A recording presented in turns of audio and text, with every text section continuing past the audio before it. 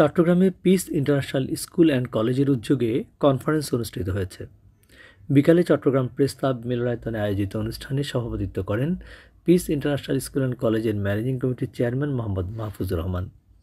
অনুষ্ঠানে উপস্থিত ছিলেন মিডিয়া ব্যক্তিত্ব professor Muktar Ahmad, doctor Mohammad Atiur Rahman, peace international school and কলেজের প্রিন্সিপাল মোহাম্মদ তোফায়েল আজম। অনুষ্ঠানে বক্তারা বলেন, সন্তান কি একান্তই আমাদের, নাকি আমাদের কাছে আল্লাহর আমানত? তারা কি শুধু আমাদেরই সন্তান, নাকি আল্লাহর খলিফা?